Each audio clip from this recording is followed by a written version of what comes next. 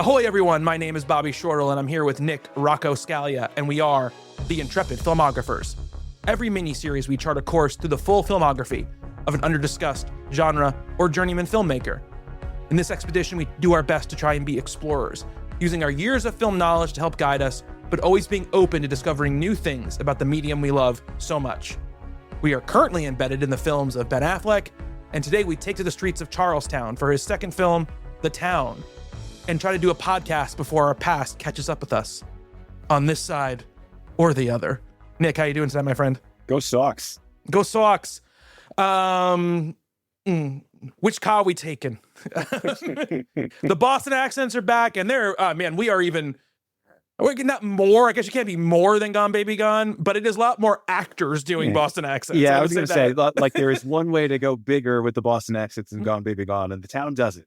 Yeah, though Titus Welliver, much smaller, no mustache. I'm glad we mentioned it already, because I was thinking about it too. I was like, oh man, I kind of miss it, but also I could take him so much more seriously now. Weirdly, though, his character is Italian-American. They call him Dino the Dago, which hurts a little bit. I take these things a little bit to heart. But like, you're casting Titus Welliver and you're not going to have him play like an Irish guy? Yeah, I don't know. When you've got other people, I don't know. He's got the accent going on, regardless. It's not bad. Well, his, I sort of believe him as an Italian American. I definitely believe him as a Bostonian. Yeah, he's got the Boston accent pretty much down in it. I think I just really like that guy. Yeah, I think he really likes him too. Jon Hamm, I think, is the only one who's not doing like a constant Boston accent, though he does do his little run on it at one point when he's like making fun of them at whatever point. He slips into a Boston accent. I didn't want to laugh at that, but I totally laughed at that. Yeah, Jon Hamm is smug as fuck in this movie, and that is the Jon Hamm that I like. Smug as fuck? You mean Don Draper? Yeah, and I watched like one episode of Mad Men. We were just talking about our friend Brian, who was on the show last week, and he doesn't like things with unlikable characters. Yeah. And I saw the pilot of that show, and I was like, this is all unlikable characters. I can do it in a movie. I can't do it in a series. And I think you would fucking love Mad Men. My wife loved it. She told me that too. But I couldn't get past episode 1. There's a lot of likable people in Mad Men, though. He is not. I mean, you'll even go to like him because he's just so fascinating in it. But like Elizabeth Moss's character and some other characters, you'll genuinely like them. Well, anyway, as far as Jon Hamm goes, I'm not a big fan, but I do enjoy his, like, when he is playing this kind of part, I'm a big appreciator of him. My ultimate, other than obviously Don Draper, Jon Hamm in that Fletch movie that came out a couple of years ago. Oh, I've been wanting to see that. That's so been on good. my list since it came out. Really? Yeah, so good. The movie is like really a lot of fun, and is just, it's a movie that you absolutely would be like, oh, it's on TBS, and I'll just sit down for an afternoon and watch it with commercials because it's just really enjoyable. And Jon Hamm is just really good. He's really good at being, charming and a little bit smug, but also a little bit funny.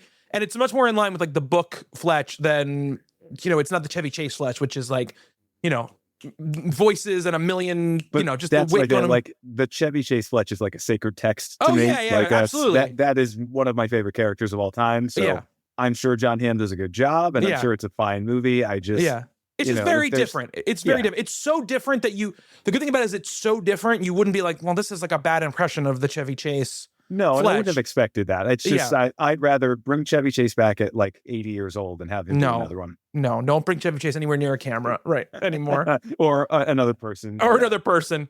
I mean, he had a chance to do it twice, and the second time was absolutely terrible. So, but we're not here to talk about, I love that first movie. Don't get me wrong. I love that first movie. But we're not here to talk about Chevy Chase or Fletch. We're here to talk about The Town, Ben Affleck's second movie, the 2010 film, The Town. It's based on a Chuck Hogan novel, which he was preemptively optioned by Paramount.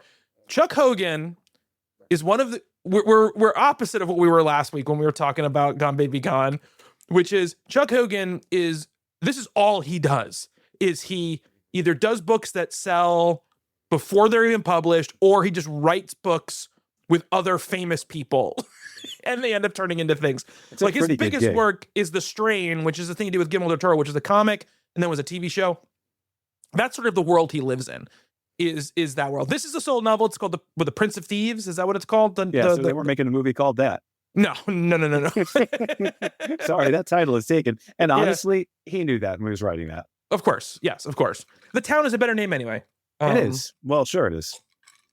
Because the Prince of Thieves is not really a good name for whatever this story is. And through the whole movie, I was trying to figure out, like, is he talking about Duck McCrae? Is he the Prince of Thieves? I think that's what my guess. And what is so princely about him? Because he's sort of like nice. You know?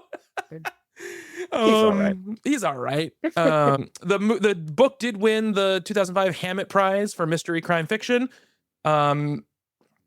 He was originally developed for Adrian Lyne, Flashdance, Fatal Attraction, Jacob's Ladder, obviously a major director in the 80s and 90s. And could have probably used something like this at that point. Yeah, how long is this after what's the Diane Lane cheating movie? Unfaithful. I think Unfaithful. It was like 2002 or so. So it's a good amount after that. I mean, I don't know how quickly went into development. I guess the book comes out in 2003. If the book is optioned 2003, maybe he's working on it directly after. It's like a very unsexy story for an Adrian Lyne. No, yeah, you're absolutely right. I mean, I'm assuming it would have got a little sexier if Adrian Lyne had directed it. It definitely would have, but it would have been kind of forced. Like, yes. I don't know. This doesn't feel like an Adrian Lyne movie.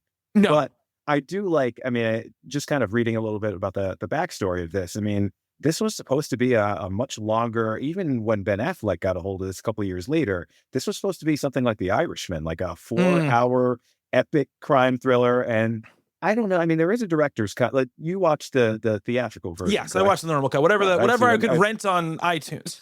Well, I think they are both available, but I saw the theatrical cut, obviously, in the theater when it came out. Yeah, me too. Second viewing just now.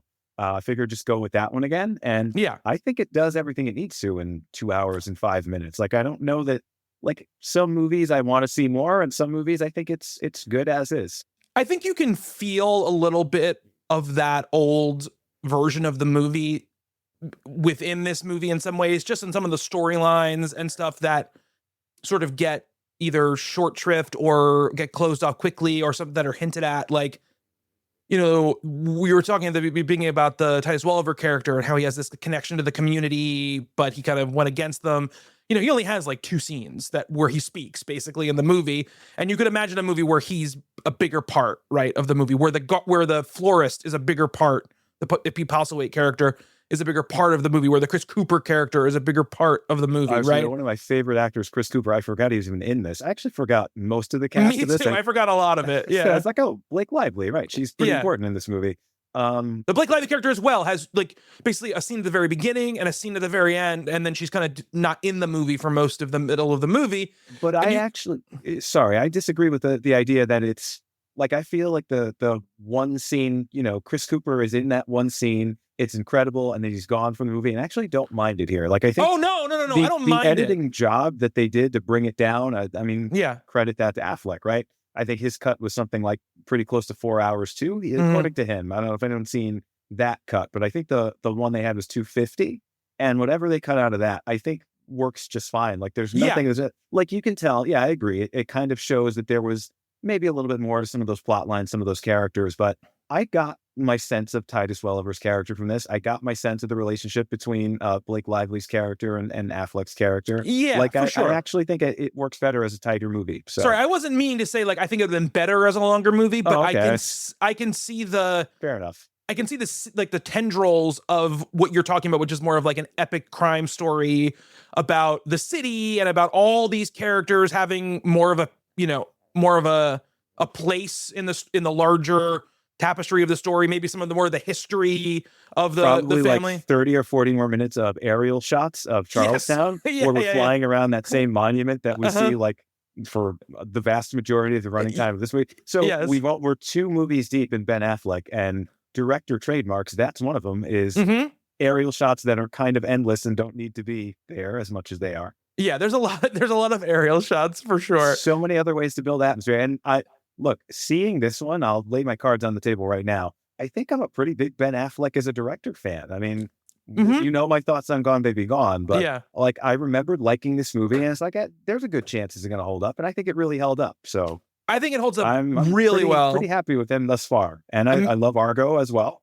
Me too. I think that my pitch or my thesis on this movie is that it's like the platonic ideal of the movie of the cable movie, not movies that was made for cable, but a movie that you watch on cable, which is that it's constantly entertaining. Like there's no moment where it's boring, right? It's got good but big performances, right? All the performances are big. We're not dealing with subtlety in the performances here. It has enough going on underneath the surface where it's not a dumb movie, right? But it's shallow enough that you could get up and go make a sandwich or switch the laundry around and come back, and you could still be like, I understand what's going on in the movie, right? I don't say this as a ding at all. I think we've talked about this many times, probably more than people would like to hear on the show, about movies like this that don't get made very much anymore. This is really the last era where this stuff is happening. So it cost $37 million to make. It made $92 million domestically. It made like 160 or 170 worldwide total. It more than like quadrupled its budget, right? It was a big, solid hit. And I think that it really is just purely entertaining. And I really enjoyed that. Like I was just sitting there last night having a ball watching this movie. And I think that to me, this is also the ideal of a Ben Affleck character and performance in a movie, right? I think he directs himself and gives himself the right character here, where he can bring sort of all the things that he's good at to bear and sort of leave behind some of the stuff that he's not as good at in the rear view. That's interesting, because I actually think Ben Affleck as an actor, I think, is the weak link in this movie. Oh, really? I think he's the worst out of a very, very good cast, and some of them are non-professionals, but I like and believe them as well. But yeah, just in terms of what this movie is, like, this reminded me of the stuff that I grew up on, right? Like cable movies, VHS movies, the stuff my dad and I would go once a week to the movies when I was a kid, and it was always stuff like this. They made a lot of these mid-budget sort of adult-oriented crime pictures. I loved this stuff. I love cop movies. I love crime dramas. There was a lot of those back then, and they had that kind of urban grit about them, but there was also a little bit of a safe kind of thing with them. Yes, they were absolutely. Even something like Michael Mann's Heat, right? Like, that's not a shocking movie in any way. It's a very good, like, maybe Heat is like the best example of what those movies are. You've got great actors and a very pulpy sort of plot, and yeah, like, we don't see them. And even in 2010, when this came out, there weren't as many of them. No. And a lot of them were like January releases. Like, there's one I've still been meaning to see.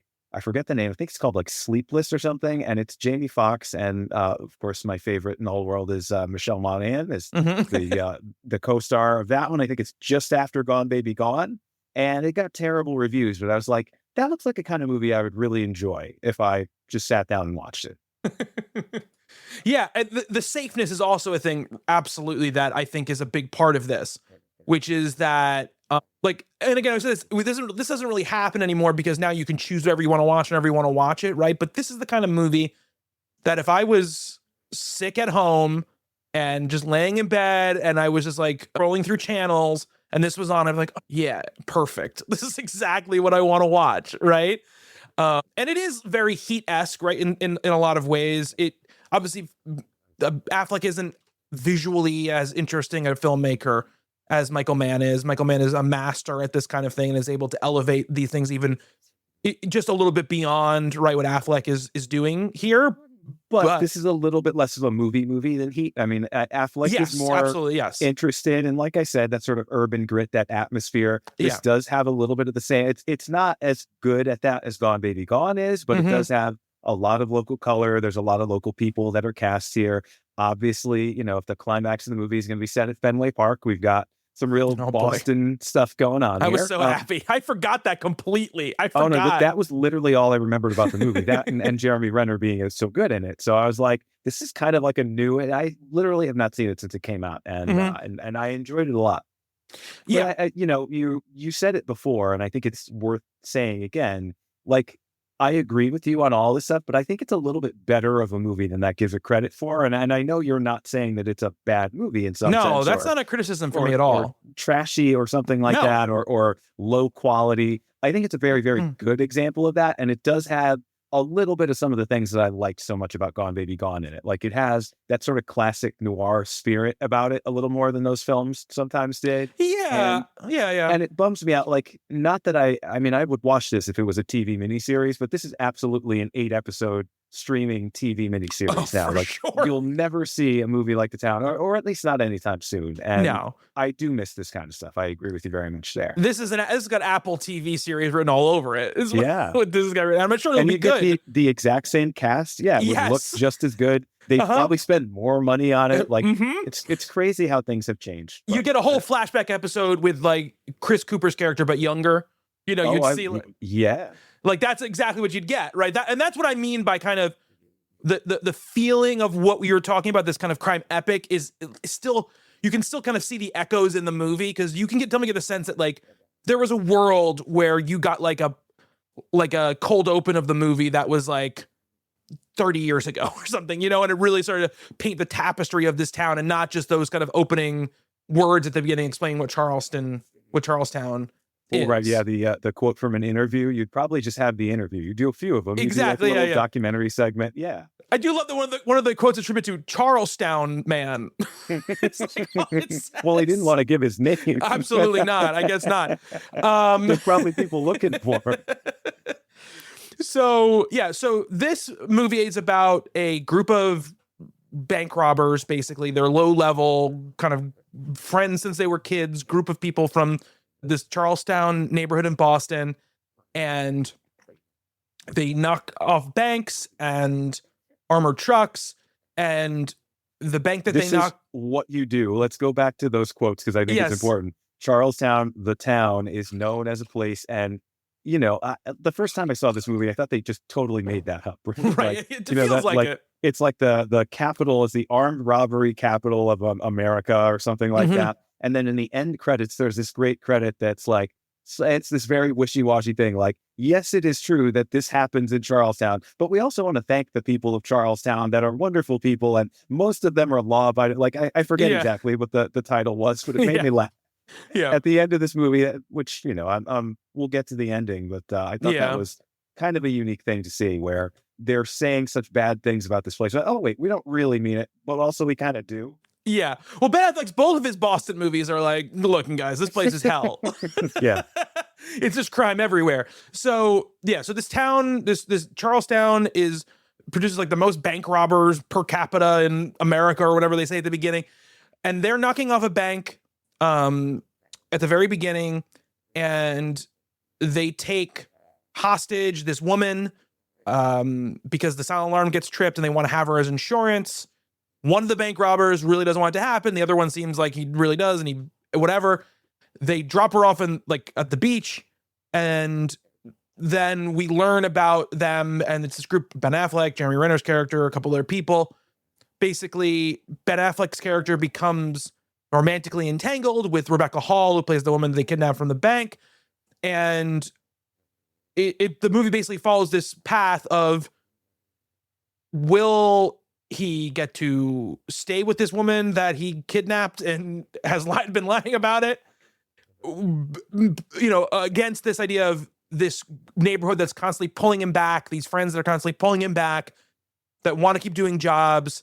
And basically, it's a really interesting thread that runs through this movie, right? Like, so they immediately, Jon Hamm is an FBI agent, and Titus Welliver is his partner. They are like, he's not from there, but Titus Welliver's character is. They immediately sort of like catch the scent of these guys. They want to solve this case because it's high profile, and because they just had enough of this shit, I guess, and are just sort of dead set on catching these guys. So there's all this scrutiny on them. Plus, there's a witness that's just out in the world now, and they discover in the next scene that she lives in Charlestown. She's a toonie, which is like a townie, but somebody who comes from out of town, like a yuppie, basically. And the townies don't like her, and she kind of doesn't fit in there. But she lives like basically right in their neighborhood, so they're afraid they're going to see her.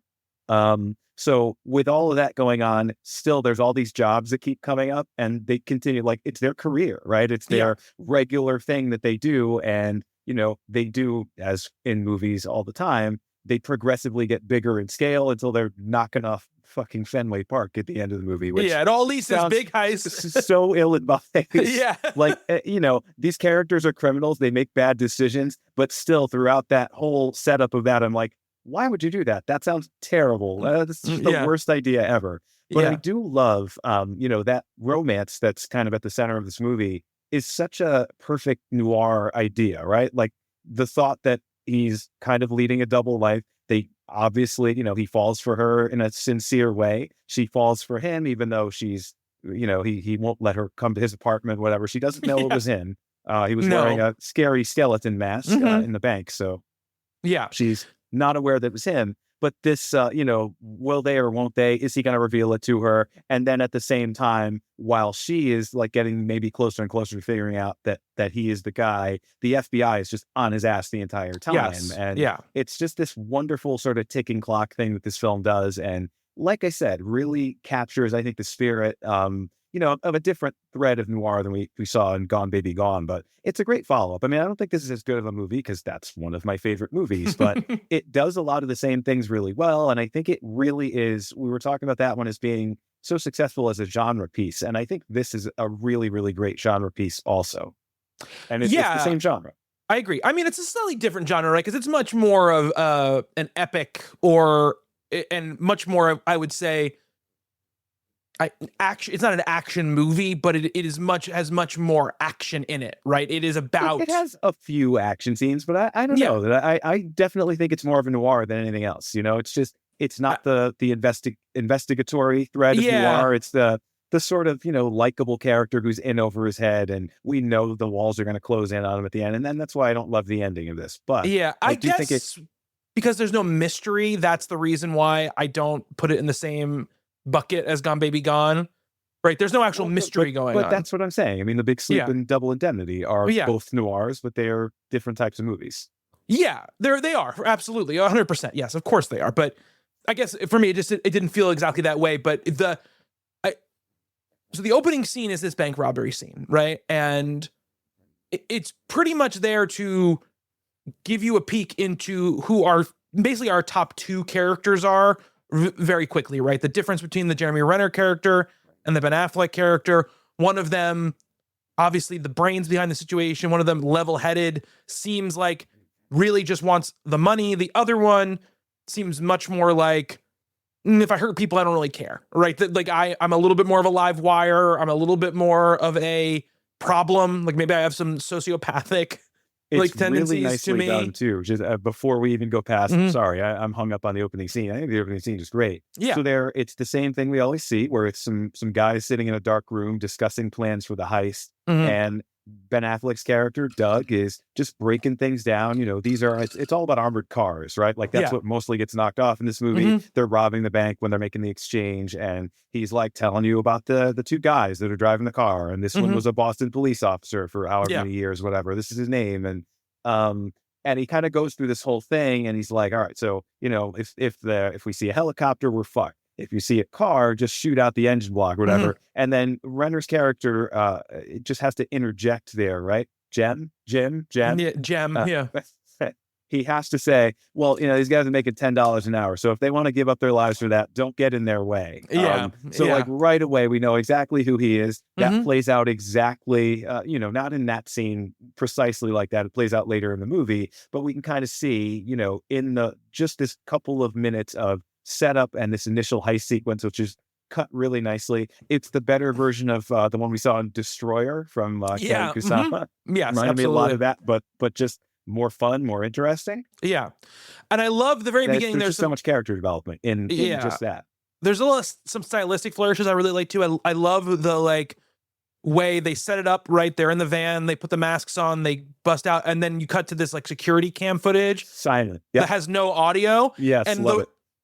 And the moment, I should look up who edited the movie. I don't know if it was in your doc or not. Dylan Tishner, who also did Gone Baby Gone. Okay, Dylan Tishner. There's just this great choice. Obviously, you're going to cut from the silent footage to the footage with sound, right? That's going to happen. But the moment he chooses to make that cut is so effective because it's it's mid motion, and it's in the moment where there's it's not the moment where there's a gunshot or something. They're just kind of crashing through a door, basically. But because it goes from silence to just them crashing through the door, it has this really big impact. It's almost like a jump scare. Yeah. Yeah. And you're also put into the mindset of the people in the bank, right? Where it's like, things are completely fine. They're idyllic. Everything's going great. Normal day, boring day. And then boom, right? We are into chaos, and these people's lives are going to be upended for for 10 minutes or whatever it is. There's a couple great moments of a subtle comedy in this movie, and there's one in this scene where some guy just comes to the bank, like they chain the doors like bank robbers always do, and there's just this one dude we never even see him. He's like, are you guys open? He's like knocking on the door. They're just kind of looking, waiting. There's a great moment too, which is just one of those things where it's just so like, okay, this movie is shot in 2009, right? Coming out in 2010, where they say, okay, everybody, throw all your BlackBerries on the ground. Yes. And honestly, it took me a minute. I was like, what the fuck is a BlackBerry? Yeah. And I'm like, this is the last year where that would work, because the iPhone comes out 2009. And then after that, it's going to be the default phone for everyone. Absolutely. Although, did you ever? I never owned a BlackBerry. I was around at this time. I had a like BlackBerry knockoff, basically called like a Blackjack. It was like an AT&T phone. It had a little keyboard on it. I had one of those. Yeah, maybe I had the same thing. I loved my phone with a little keyboard. I would like if they made one of those today. Old person talking. I would totally get another one of those. BlackBerry, good movie. Did you see BlackBerry? I did not. Good movie. Oh, that's right. They made a movie about that. Yeah, a cool movie. So we basically get our three, other than Jon Hamm, we get our three main characters sort of established in this. We also get a random half-scene performance from Victor Garber as the bank manager, which I was like, is Victor Garber in this movie? And then he's in that one scene, and then that's it. He gets his face bashed in by Jeremy Renner, because Jeremy Renner thinks that he tripped the alarm or whatever. According to IMDb trivia, he's just like a friend of Ben Affleck, and he just showed up and did a scene, and I mean, I love Victor Garber, so yeah, he's great. I would have liked to have seen more of him, but the character's not that important. Always love to see more Victor Garber. So this robbery's happening. Affleck's character knows, like, when is the vault open? And she goes, oh, it doesn't happen until 9:30. And he's like, it's at 8:15. Stop lying. Don't lie anymore, basically, or whatever, which I like. All that stuff, like showing he has control of the situation. Well, again, the character development in the scene, sorry, I think I'm a Ben Affleck fanboy. There's this lovely, lovely moment in this midst of all this chaos. So she's opening the bank vault. She's turning the dial, and she's kind of just shaking, and she can't do it. And he puts his hand over hers, but it's like a very sweet sort of way. And he's like, take your time, right? And the other guys are about to shoot her in the face. And it's like, no, just take it easy. We're not here to hurt you. We just want the money. He just puts his hand on hers in this way that's, I don't think it's a great performance, but I think it's a good bit of direction. I love stuff like that, those little directorial moments. Yeah, absolutely. I completely agree with you. I think that was really good. Obviously, we talked about Renner's character in this scene and how you already getting this sense, right, that he, from that line at the beginning to when he bashes the guy's face with the gun, or whatever. And he also, the way he talks, he's like, we were leaving. We were leaving. And you did it, like, not just like, okay, I'm going to hit you because I think you did something wrong. I'm incensed that you basically did something stupid and kind of insulted us, basically. Speaking of direction, all four of those characters are wearing masks in this scene, and later on, the North End robbery, that's kind of the centerpiece of the movie, the nun masks. And yet we always know who's who. Not because, their voices they all kind of have the same Boston accent. They all have these kind of 30-year-old Boston dude, the same voice basically, but the way they behave and the way they move and everything like that tells us exactly who is who behind the mask. We don't need to know. Yeah. They're all, roughly the same, except for Slane. He's the kind of heavyset guy. But otherwise, they're, 30, skinny, playing 30. I know Affleck's older than that at this point. But I think it's kind of brilliant the way the film pulls that off. Because that could be really frustrating otherwise. I mean, I think also, right, this is one of those times where having recognizable movie actors in your movie helps, because Affleck's voice is...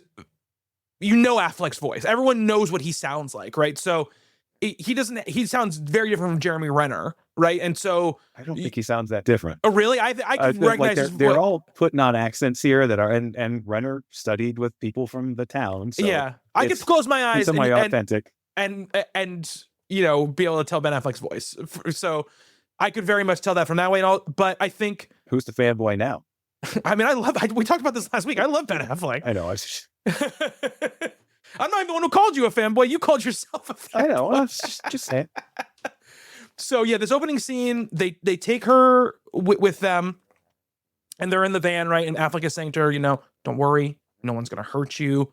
We're not going to hurt you. This is not what this is about. You're going to be fine, right? This is not one of those things where you get taken and you never get seen again. Like that's not the ending of this story, right? And so they let her go. And like you said earlier, it's supposed to be like they let her go, and it's like, okay, we don't have to ever worry about this game. We'll take her license so we know where she lives, but and when they look at that license, they're like, oh shit, she lives like a block away from where we live. And then that sets up that part of the movie. Before this happens, though, before Affleck kind of goes and sees Rebecca Hall's character, we get the introduction of Jon Hamm and Tyus Welliver's character. I have to admit, the first thing I thought when I saw Jon Hamm was, my God, this guy is so handsome. It's like when he comes out of that car. This is obviously like 15 years ago or whatever. It's like right in the middle of the Mad Men thing going on. So he's very big. This was when people thought he was going to be a movie star, right? They're like, you look like that. Like, you're so good in this. Like, you look like a movie star from 40 years ago. Like, you're going to be like a big movie star. And people never really figured out, I think, how to capture his like energy correctly in most movies. And because I think I don't know if we were on the air when we're talking about this. I think he struggles to play a likable character, a good guy. Your average lead in a movie is not a Jon Hamm type. No, he's either have to be something like this or he has to be funny, because he's actually very funny he's funny in this. Yeah. Yes, he's funny in this. He's funny in stuff like Bridesmaids. He's been funny in other comedies that he's been great at hosting Saturday Night Live. He's been great at being on sitcoms and like bit parts and stuff like that. His thing was like, he has like that thing happens to some actors where because he looks the way he looks, people think, oh, you're a leading man. And it's like, no. He's like a character actor. He just happens to look like a leading man, And it's not a bad life. No. I would love to be Jon Hamm. I would definitely trade places with Jon Hamm. Yeah, for sure. The one thing I'll say about his performance in this movie, it's not really his performance as much as I think it's the character.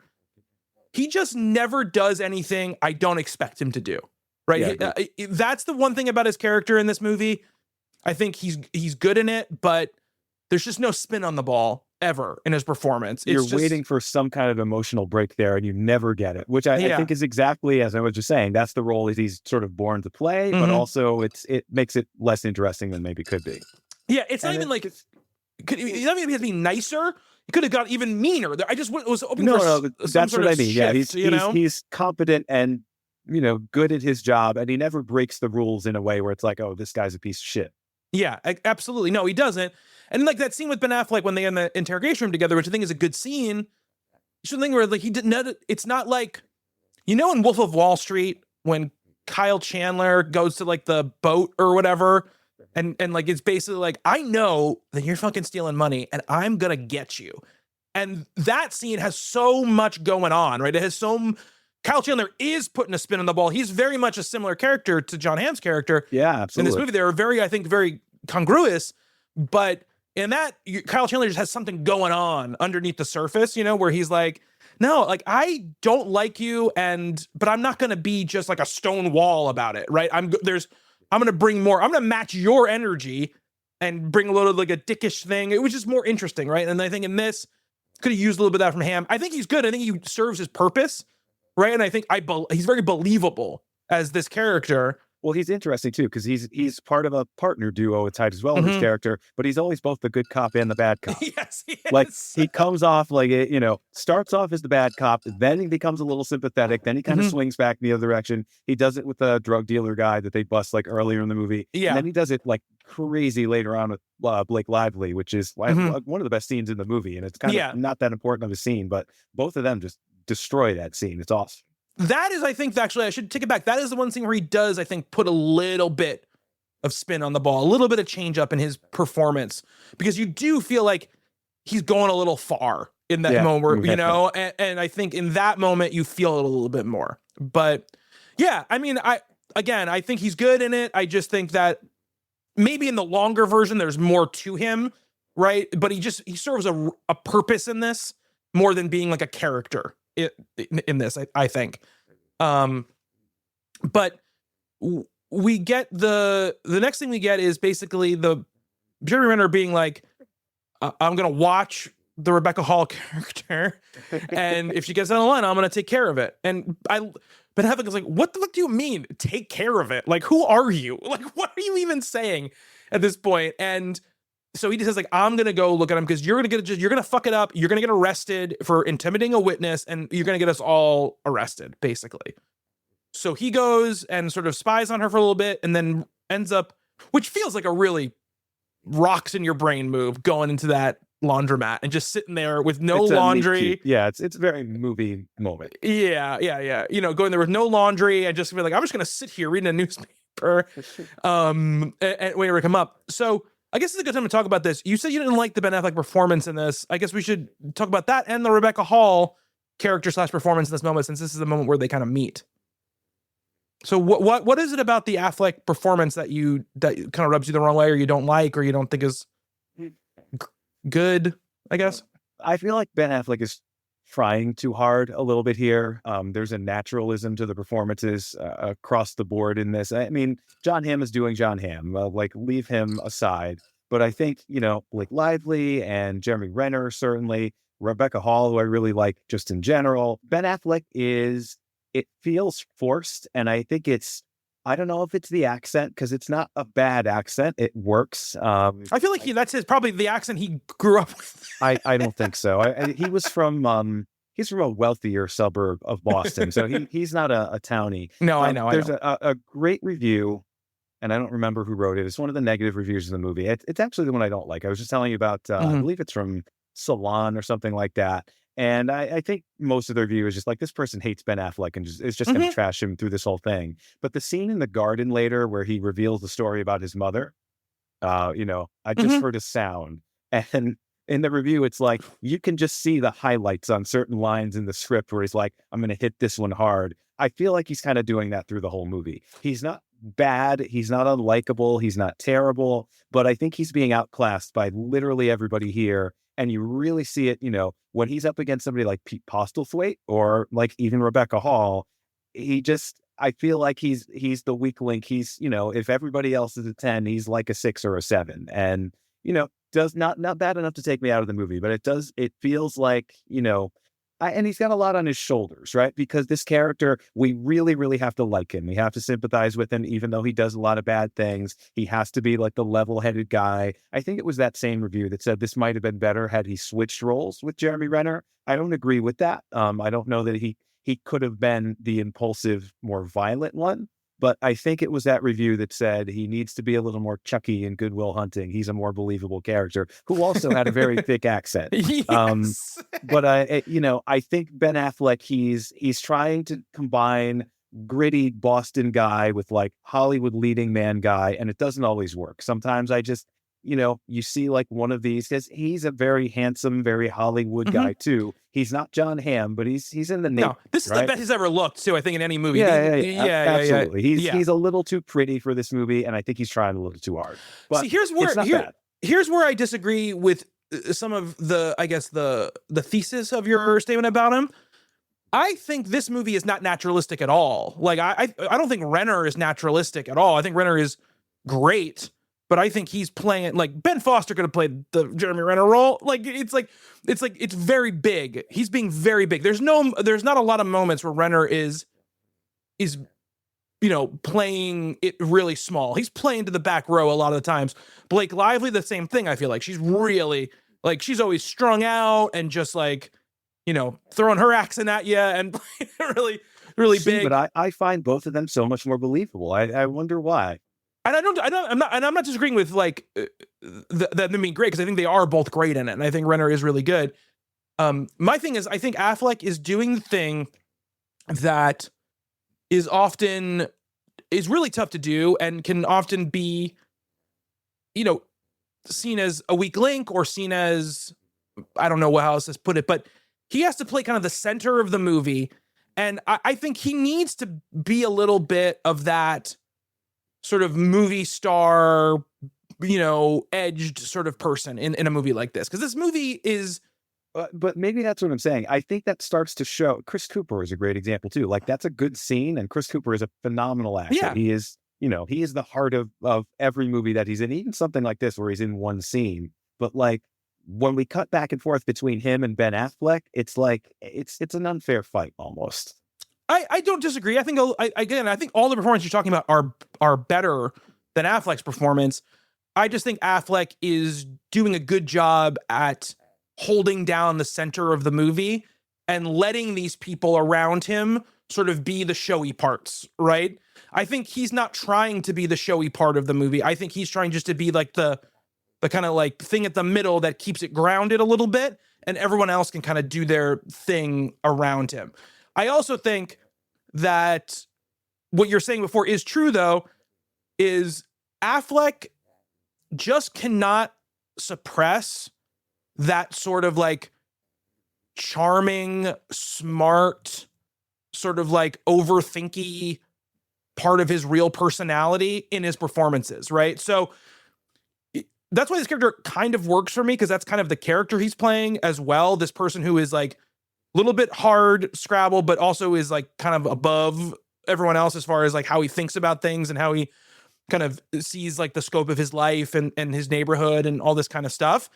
So if he didn't have that part of him, I think the performance would have really been lost in the weeds, because that character didn't have that going on. I think the whole performance would have been bad, because he just can't hide it. He can't, like, when he's doing his little, like, I think where he's best is honestly where he's in those little scenes with Rebecca Hall, and he's sort of like doing his little charming, like, I like to have a good cry in the nail salon. Yeah, exactly. That kind of stuff. I'm like, this feels exactly like the thing that Ben Affleck would say, just without this accent. You know what I mean? So those scenes I think work really well. And I think he's best in those moments. But I think also just like physically, he's able to also project and be believable, right? Because he is a tall, kind of big guy. Can rock a tracksuit. Yeah, so you do feel like tracksuit and a gold chain. Yeah, exactly. Yeah, that's Affleck attire. This guy can physically impose himself in these situations, right? And so I believe that as well. So those two things I think work. I do agree with you. Look, in a different movie, right? I think that, or if you want to tune this movie more to be a little bit more dirty and gritty, then Affleck is not the right guy for it. You would have to find somebody who can. I mean, his brother obviously is better at doing that than he is, right? I don't think Casey Affleck works in this movie as the lead, because I just don't think. I don't either. And I also think I have a little bit of bias. Like, I just love Gone Baby Gone so much. I mean, I remember when I saw this when it came out, it's like, this movie's really good. There's nothing I don't like about it, but it's nowhere near as good as Gone Baby Gone. And people like this one better. Like, I think this one was better received kind of by the general public than that. So about the same critical reception, but this tends to be the one that people talk about still, at least in my experience. Yeah, well, it was a hit. It was a hit. That's the thing. That's one of the reasons why, right? Money also, and had the sort of high profile Oscar nomination and everything. But I don't know. Maybe it's just that. Maybe I'm also comparing him to his brother in the other movie, who's just so fucking good in that movie. Yeah, I know. His brother's great. I mean, I don't off the top of my mind, I don't know who would be better as this part, who could play this. I don't think Renner's the right person either. No. And I'm so glad that Renner was cast instead of Mark Wahlberg. Oh yeah, for sure. I saw that in the thing that they wrote. Yeah, intended for the role. Yeah, I mean, it makes sense, right? Mark Wahlberg totally makes sense, especially at this time. We're only a couple years after The Departed at this point. Like, we are in prime. Is Wahlberg good? Like, kind of world at this point? Yeah, no, and I'm not saying I dislike Mark Wahlberg. No, I just think he would have sucked the air out of this movie. Like, he's not the second in command. He's not the supporting character. He would have been the Affleck part in most iterations of this film if Affleck isn't the director of it, right? But I think you need somebody who can convey that sort of sensitive side more directly than someone like Renner is a great actor, but for Renner, it's really either this type of character where he is like aggro, like very aggro. He does aggro very well. Or he's super internal, right? That's the other two things he does. And I don't think either one of those things works. Whenever he's tried to be like, hey, I'm like the charming movie star guy, it's never really worked out great for him. Yeah, it right? feels like he's a secret serial killer or something. Exactly. Yeah.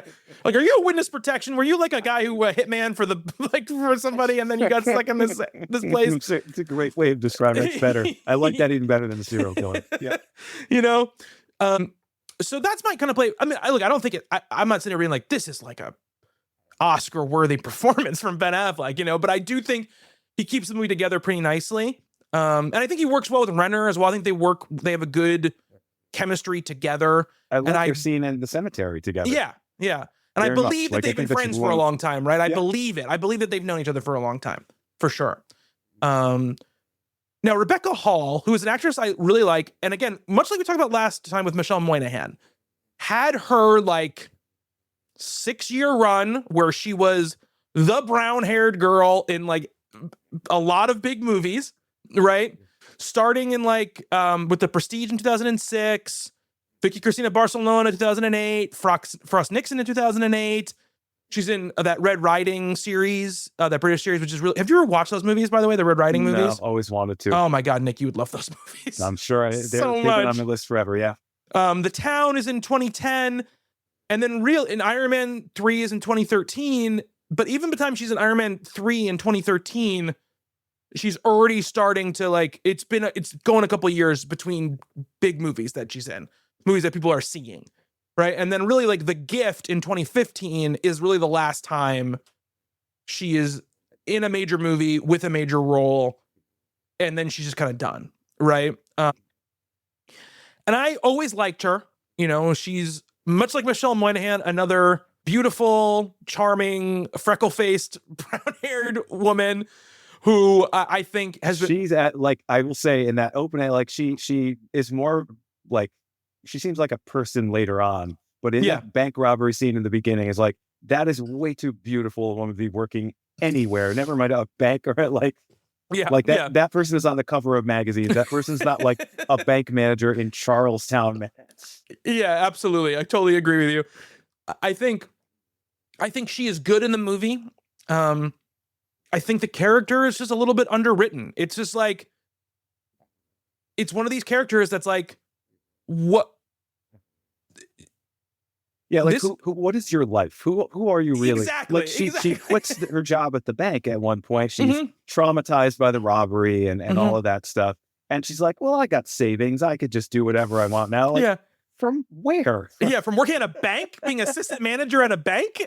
I don't understand. She's so perfect. Like, the worst thing about her is she's traumatized by having this horrific, violent thing happen in her life. But like, other than that, I feel like she's just she's a manic pixie dream girl. She very much is. I mean, she's like a cool, calm, collected pixie dream girl. I was trying to think of like, it's a variation on a theme, but it's, but she volunteers at the local Boys and Girls Club.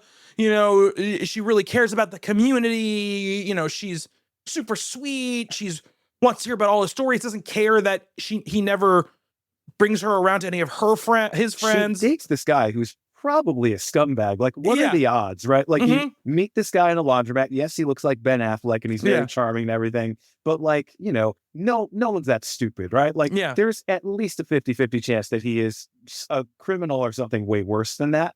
Yeah, like, absolutely. Actually, what he turns out to be, it's not all that bad. Yeah.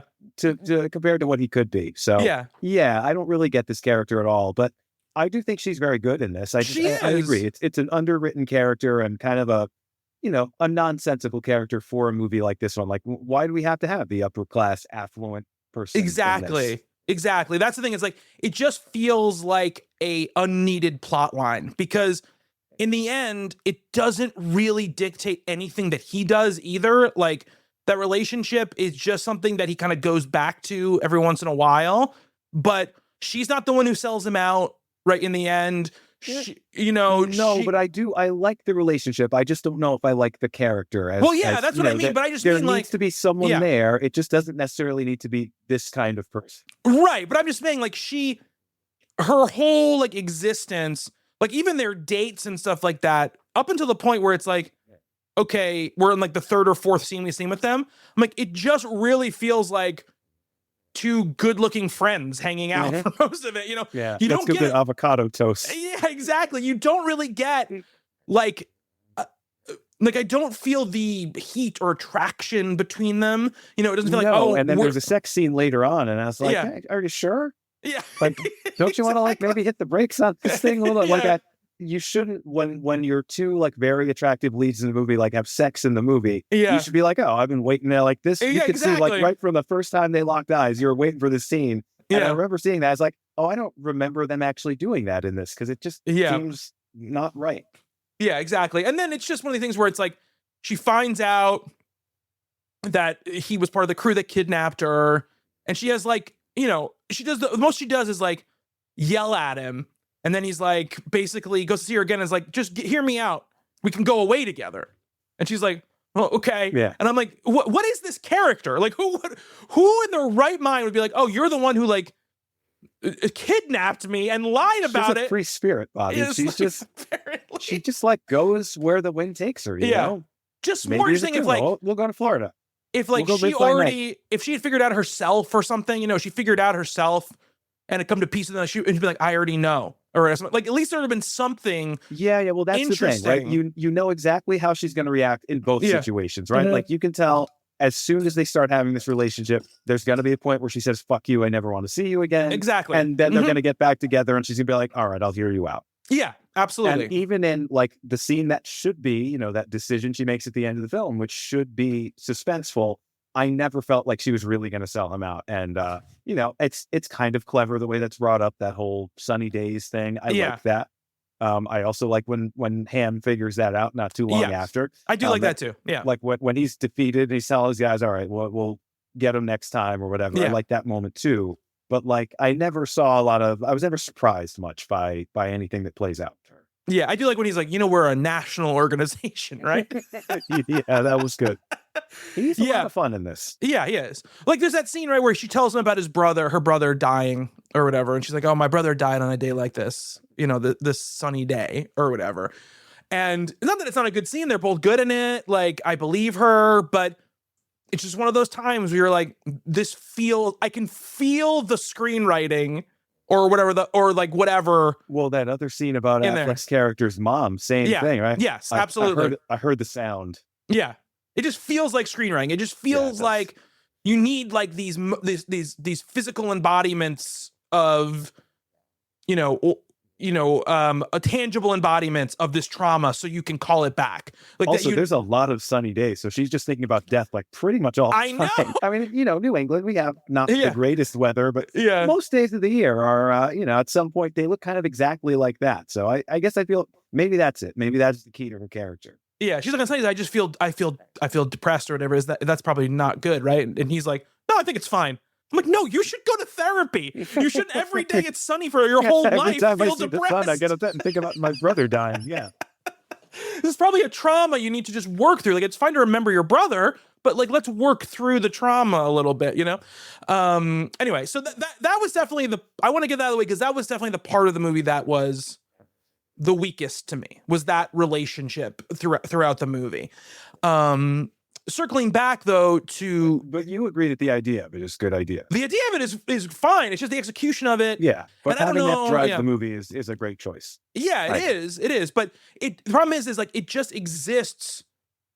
It's like siloed off in its own bucket for the whole movie, even though it's so intertwined in like a thematic, like plot wise, because of the fact that there needs to be more of a threat from not just her finding out, but Jeremy Renner finding her. And that scene where they're having, I know it's not avocado toast, but whatever it is, we never see the food on the table. I'm imagining it looks like an avocado toast kind of place. Yeah.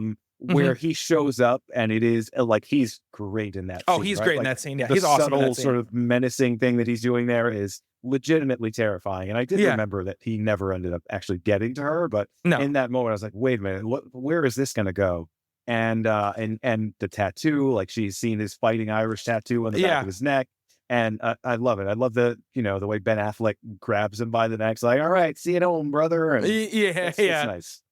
And I like that scene after, right, where Renner's like, you gotta, what's the plan, man? Like, because it's not just like, I hate you and I'm gonna kill her and everything. Yeah. It's like, all right, tell me there's a plan, because he does sort of defer. Like, he doesn't always defer to him. Right. He kind of goes off and does his own thing. But there is this respect there, and there are lines that I think he won't cross, and I like that. I like that sort of tension with that character. Because it could always spill over, but it never quite does, and I'm glad it does. I sort of like that they're in some sense friends to the end. Yeah, and I mean, there's that scene, right, where he's talking to Rebecca Hall's character, and she's like, "Oh, I was walking home through the projects, and people were throwing bottles at me, or whatever," and he's kind of like subtly poking at her, trying to figure out who it is. And then that scene, which I feel the next scene, which I feel like is one of the scenes that people most sort of like call out from this movie, probably not even knowing it's from this movie, but that line of like, I need to ask you to do something. Whose car are we taking? Yeah, whose car are we taking? That whole thing. But then what I like, though, what I think is interesting about that pair of scenes is that it's kind of not enough for him, even though he says that. When he gets in that room with him, he's like, "What'd you do? What'd you do?" Because he wants to know, like, why am I here doing this right now? You know, even though he acts like I'll do anything for you, which he will, but he still is kind of like, there's something fishy about like this scenario that I'm in right now. And it also shows you right in that scene as he shoots the guy in the leg, and you know, the Affleck character, you know, you can tell is kind of like put off by it, but also is like, no, this is kind of what I wanted to happen, was him to go this far so these people never do. Right. But he wasn't going to do it himself. Exactly. Yeah.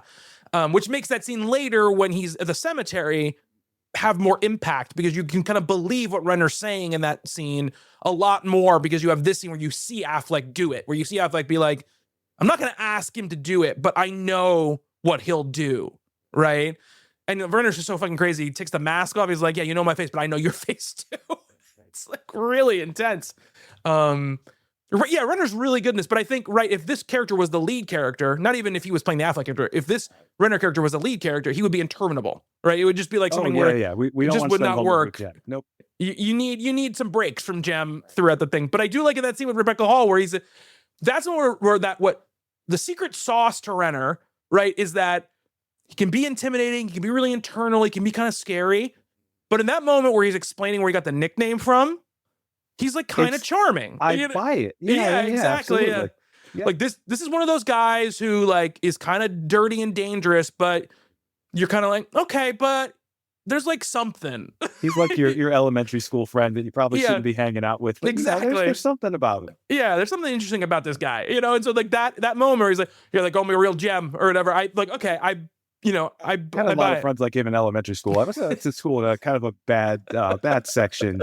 I didn't stay long, but there's some people's houses I probably shouldn't have been hanging out at, and they all probably followed a gem kind of path in life. I did not stay close to a lot of them. So, whereas I was more of a Ben Affleck, I guess.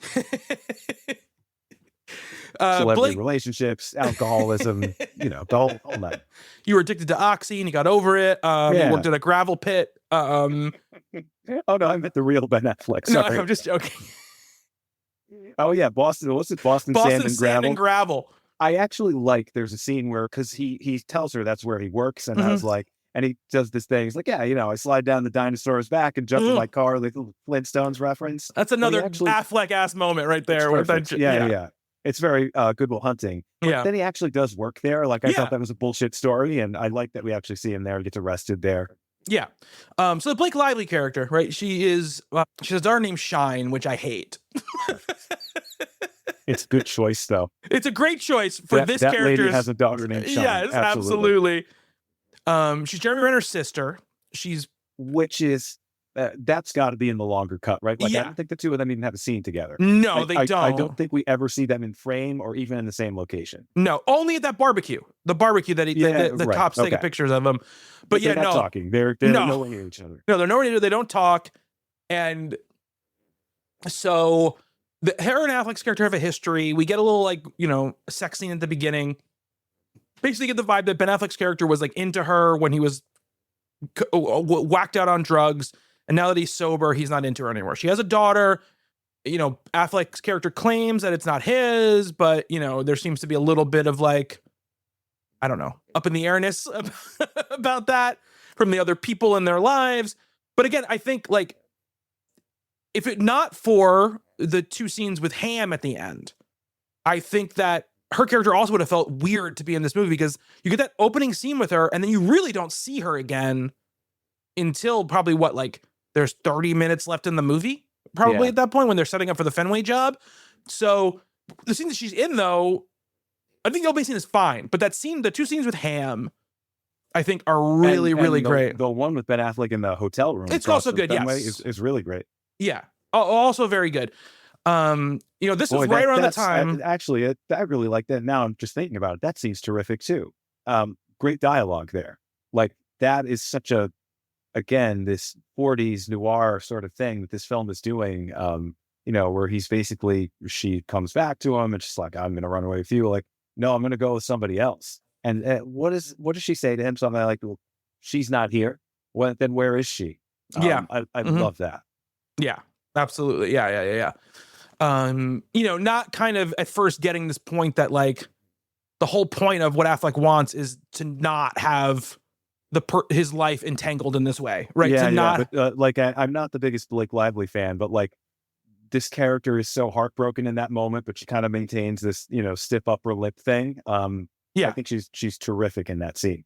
And I love when Ben Affleck just picks up the little girl and, because they're like cursing at each other and fighting in this room right in front of her. And like, it's okay, sweetheart, just go out in the hall. Stuff like that. Was it always like, why do you have the kid here? Like, are you kidding me right now? Yeah. What's he say? Like, you could do 30 years just for walking in that door and you brought the kid. Yeah, absolutely. Like, that's exactly what that character would do. Oh, 100%. She's like Amy Ryan's character from Gone Baby Gone, but like 10 years earlier or whatever. Yeah. She's only like 22 when she's doing this movie too. Like she's super young. Gossip Girl is basically when this movie's shot, which already gets cast, I should say, Gossip Girl has probably just started. Blake Lively, I have again, I don't think she's good sometimes, she's bad other times. I think she's good in this. She's good in like Savages. I think they're the same year as this, right? The Savages. Yeah, Savages is a weird ass movie. But she's good in like The Age of Adeline and The Shallow. She's good in some of those earlier movies that she's in once she sort of like gets a little bit into her groove. And then since then, she's just kind of gone a little weird and spacey since then. She's good in this movie. The other big character, right, is the Pete Postlethwaite character, who is the florist, who is like the kind of like the head of this.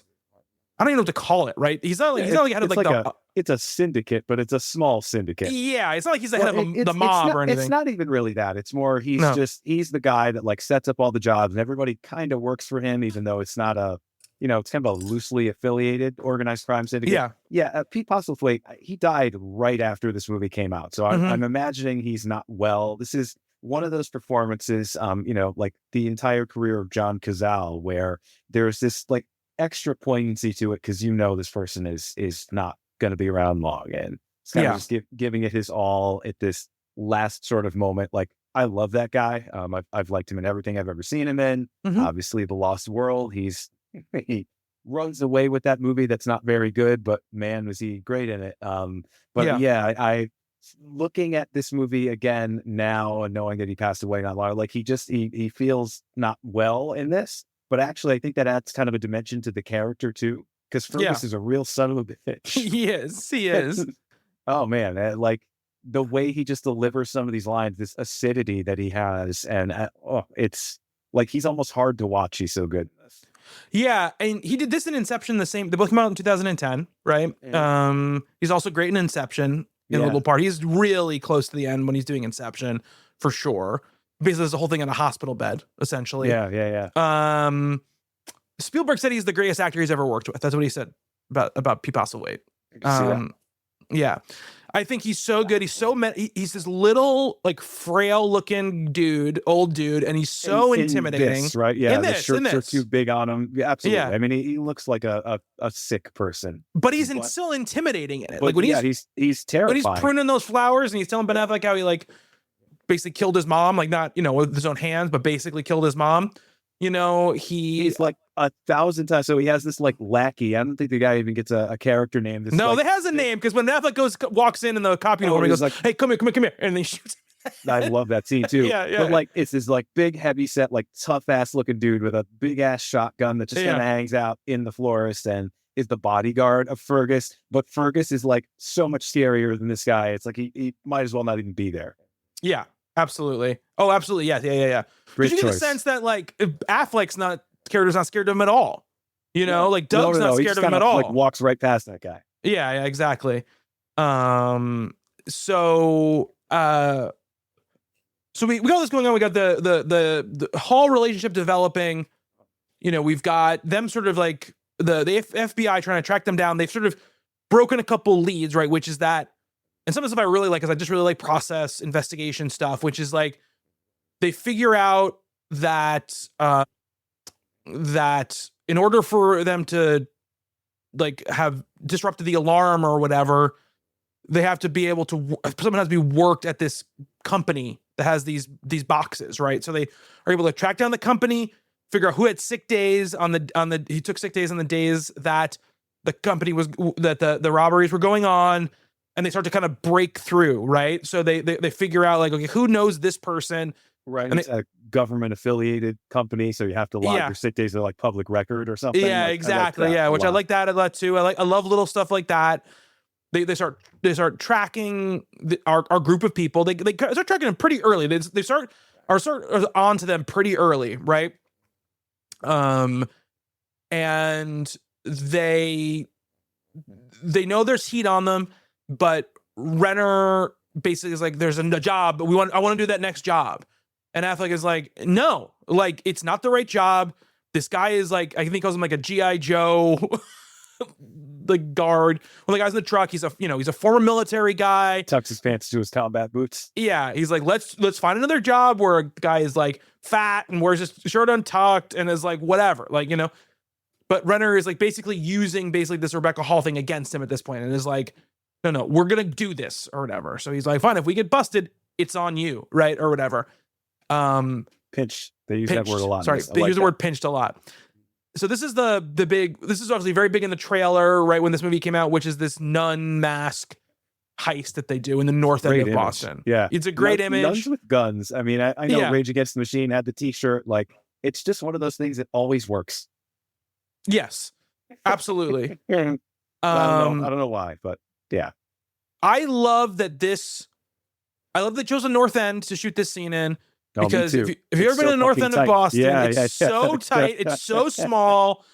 It looks like a European city, right, in that part of the city, because it's so small, so tight. I love that. I love when it's full of my people. It's full of your people, exactly. Great Italian restaurants. Spiritual home. Yeah, absolutely. In the north end of Boston. But it's a perfect place to stage a car chase. So that car chase is it's the car chase from Amores Perros, which is a great movie also. Oh, okay. Ben Affleck basically said he just copied that, kind of just translated that to the north end of Boston. And yeah, they're cutting these corners that are just like, there's no way a car could do that, right? Yeah. But I mean, obviously someone's doing it, right? Someone's doing it in a like a stunt car or whatever. And I enjoy that chase very, very much. Love it, because one of the things, look, I love a great car chase where crazy stuff is happening and they're going real fast. But I also love a car chase where it's like, you can only go so fast in this little place. The tightness of it, I think, really adds to it. This is not the Fast and the Furious at all. You know, like the French Connection, obviously, is like one of the famous ones. I think the car chase in the third Bourne movie, which is actually in New York City as well, like is a similar thing where it's like pretty slow, right? Where it's just like, no, like there's only so much you can do in a city like this, but it can still be really tense and really fun. And of course they switch cars. And part of the challenge is, switching cars, but also like getting cars to crash into each other and just block this like one lane sort of. It's really well done. Again, Affleck's a pretty solid action director. Yeah, absolutely. I think the closing heist sequence, the Fenway Park thing, is really nicely done as well. I love the Fenway Park heist as well. And I think this is great as like this centerpiece of this middle part of the movie where, you know, you could very well see, and there's a tension here because there's a version of this movie where one of them or some of them get caught in this moment, right? And it kind of starts to spiral things even more until they're so desperate they have to do a job at the end. But, you know, you don't know what direction the movie's going to go in at this point, right? So really good in that way. And just a great bit at the end of this, they get away. So the cops close the bridge into Charlestown. They're too late. They arrive in Charlestown, and this cop sees them, these nuns with guns. Oh, yeah, I love exactly what they are and who they are, and just kind of looks the other way, like, oh, another day in Charlestown. Fucking love that. I know that it's a pretty long set of like reverse shots, right? Going between the two of them where they're like, they look at him, he looks at them. It's like, you know what? I'm not dealing with this right now. Yeah, because even like Renner, right, character is like, I don't want to shoot this fucking cop because like that's gonna really probably knows him. They probably exactly. got somebody's dad, somebody's uncle. Like, oh man, if I don't have to, I won't. Yeah, exactly. Turns his head and they just go away, right? It's great. It's great. This whole sequence is really, really, really good. And you know, I love that too. Things do go a little wrong, right? The G.I. Joe ass guy, like takes one of them hostage, right? And then he has to shoot the guard.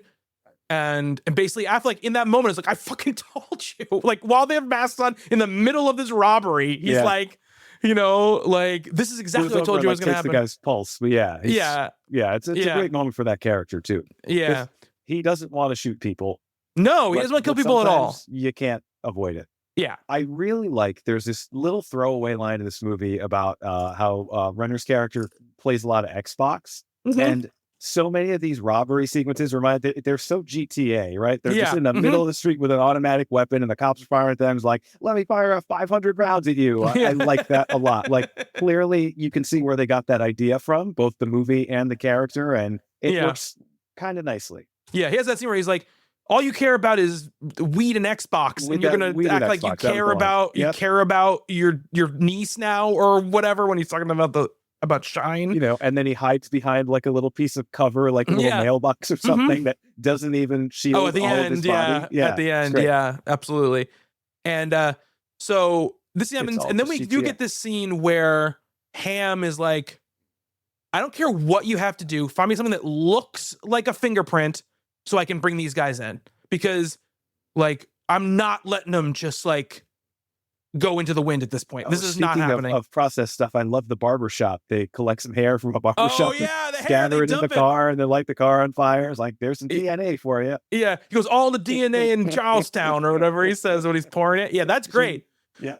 Because earlier, right, he does go, when they're going through the people, he goes when the Hamm is going through all the members of the gang, he goes, these operations are pretty well planned. He's like, and none of these geniuses are the ones who are doing it. Yeah. They know right away who the ringleader is. And it's, you know, the movie plays that out. I mean, he is wildly smarter than the other three. Yeah, absolutely.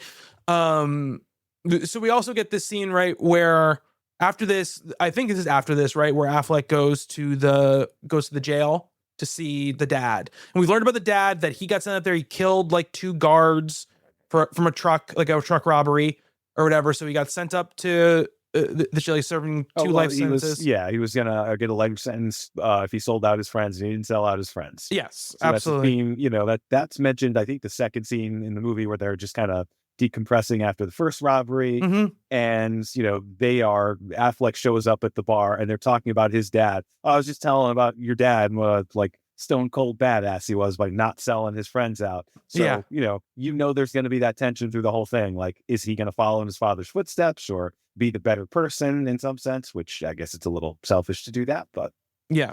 Another thing too, much like Gone Baby Gone, I love that they just shoot a lot of this stuff in like shitty apartments and shitty bars. Dive bars, yeah. You know, I think that's great. But like the North End thing, like and I love that sort of like switch, right, between what the North End looks like and what Charlestown looks like, and like the difference in the like the chase in the little tiny streets when they get onto like the like whatever it is. I don't know if it's Commonwealth Ave or where the fuck they're on when they're going down, you know, it's a little bit of a bigger road or whatever. And when they're racing to the bridge and he's like, that's what driving is or whatever, when he gets away. Like all that stuff a lot, but he goes to see the dad. And Chris Cooper just, you know, given big time shit heel, you know, closed off dude, really great, you know, in this scene with Affleck. I feel bad. I've been rewatching It's Always Sunny in Philadelphia, and he kind of reminds me of Mac's dad. And they're nothing alike, but I don't know. I got some Mac's dad vibes from that scene. It's a good scene. You know, I don't know. It's sort of another piece of this puzzle of the mom story, right? It's really about like Affleck's sort of being hung up on his mom and the lost dog posters in the neighborhood. Yeah. Just a lot of like ragging on a little kid, basically, is what happens in this scene and in the scene with Pete Postlethwaite later. A little kid who just lost his mom. His mom, like, look at you fucking idiot. I just needed you to do something. I wanted to shut you up. So yeah, you stupid idiot, trying to find your mom. You know, that was like the whole vibe. Terrific parenting is another staple of the Affleck movie. Yeah. But what I do think it tells you is like, like the fact that Affleck is even as, or Dougie is even as adjusted as he is kind of a miracle, right? Because his dad, even serving 2 life sentences, just has no redeeming qualities about him really at all, you know? Because even like, you could just, if you just kind of like kept quiet, Dad, you would go to like the minimum security prison and you would like be able to relax and no one go after you. Somebody's got to handle things in here. Yeah, exactly. Like, being a criminal is like, it's a calling. It's not just what he does, but it's where he belongs, which is interesting. Yeah, exactly. He's from Charlestown. That's apparently what you do there. Apparently he's in the business, the town business of robbing banks and armored cars. And so after that, the cemetery scene? I'm blanking on the order here. It's around a lot of time. Late second act stuff. Yeah. There's the Rebecca Hall scene spread all throughout this thing where we're getting like little bits here and there, right? This is the point where he probably has just said to her, like, we're gonna go away together. This is before she finds out. This is before like Hamm character, the FBI agent, comes to her and goes like, look at all the people. We figured out who the people are, basically. And I do love that Hamm is just doing it as a dickhead. Like he could have done it. Showmanship. Yeah, it's great. He's like, these 3 guys, and here's the last one. Well, it's Ben Affleck. Yeah, exactly. Really nice. You do need a lawyer. He says there at that point. This is not very civil libertarian for her, but if you lawyer up, that means you're guilty. Yeah. Before this, he brings them in. He brings in the crew, right? And we get this sort of the interrogation scene with Affleck and Titus Welliver and then Hamm as well. Well, this is where we learn the little that we do about the Titus Welliver character also. Yes. Yeah. We learned what we was talking about at the beginning, how he lived in Charlestown. He's a traitor.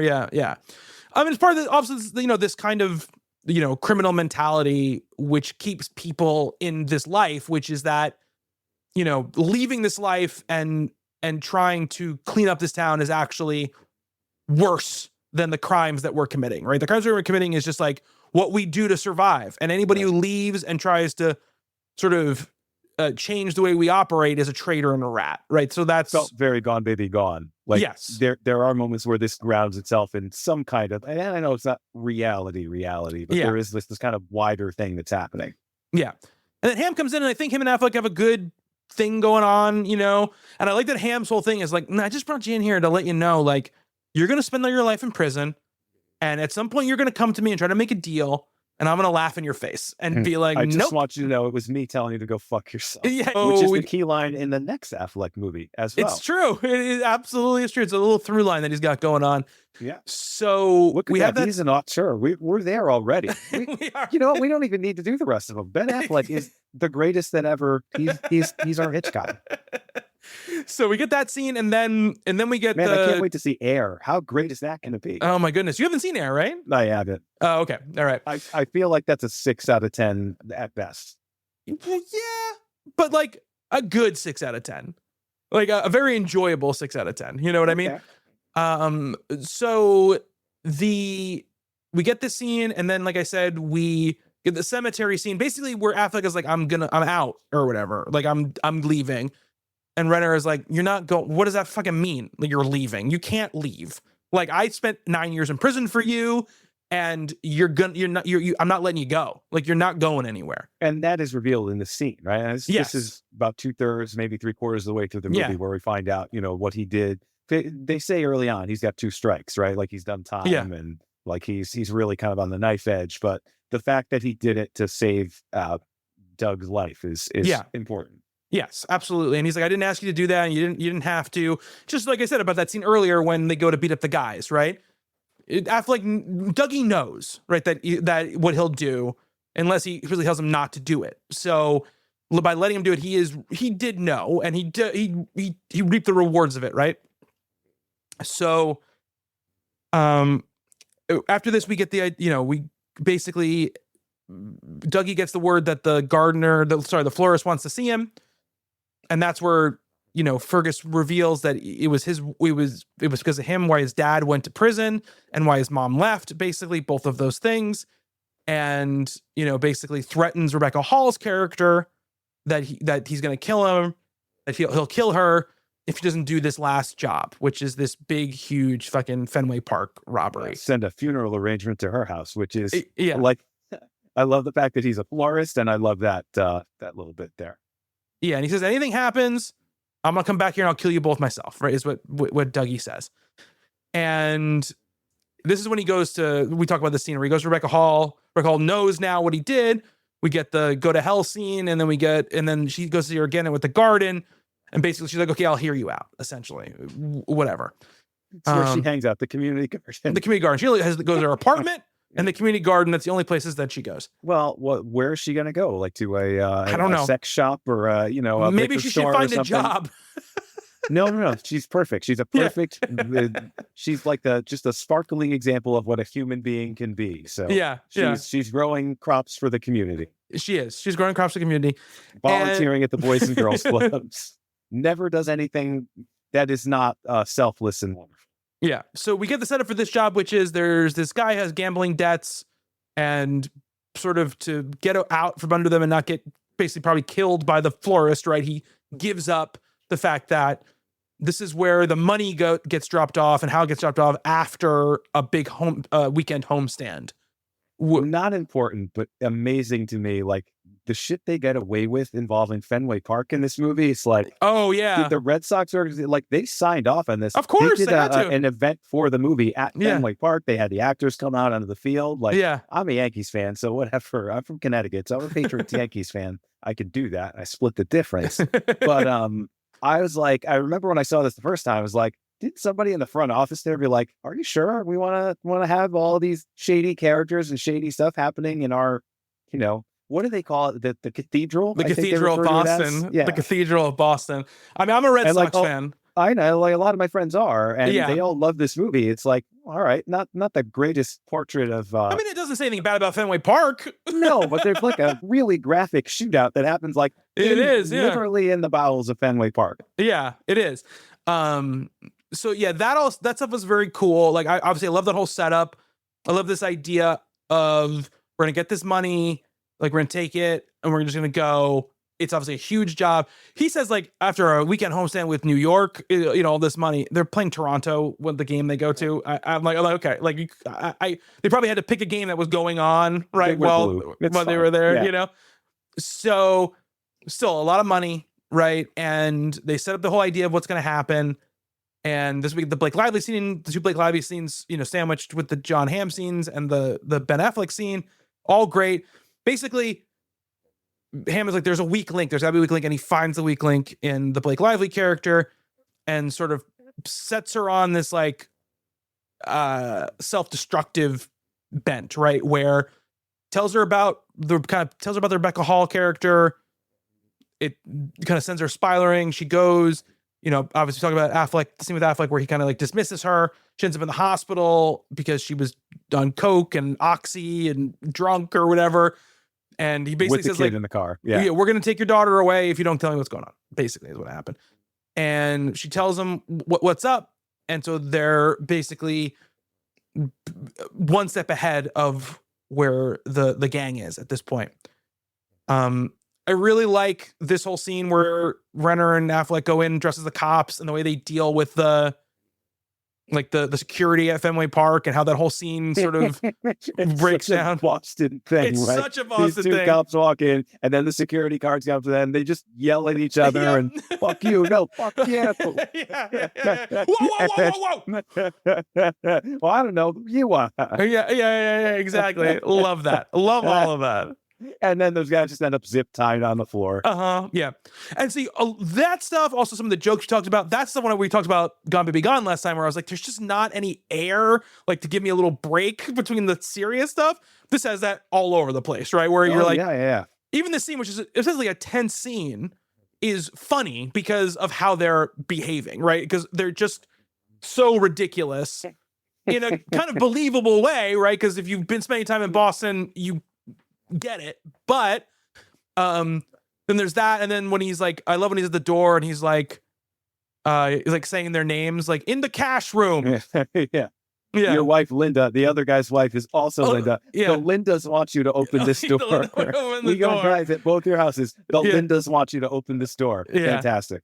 take all the money, and then when they're packing it up, I love this kind of stuff in movies like this, where first Affleck's character is like, something's going on, right? First of all, I like when they're pushing the money through the like roll of people, and they're just like, and everyone's sort of like not looking at them, or just like, hey, what's it go, guys? Because they're dressed in cop uniforms, so they're not even like clocking something could be wrong, right, with what's going on. But this moment where Affleck's kind of like, something's going on, because he starts looking around. There's like nobody around them, right? They were just around a bunch of people. Now everyone's gone, and he looks out like the window or whatever, and he sees all these fucking cops outside.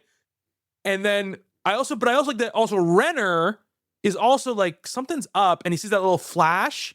Yeah. And unlike Affleck, who's like, I'm going to investigate and try to figure out subtly that something's going on. So we can Renner's just like, I'm going to fire as many rounds as I can get off at this flash of nothingness. Yeah. Just in case it might be something threatening. I love also, we cut outside to, Jon Hamm and this, like the whole Boston Police Department. It's a lot of cops out there. And they don't know what's going on inside. Like, I've been to Fenway Park, obviously, but I don't know like exactly where this is, but they're like in the sort of underground section, and there's like one window basically. So nobody knows. There's this like barrier between them, which ends up kind of playing out later. And there's this great bit where they stick the gun through the hole in the side of the car. And man, I think I really like this movie. So good.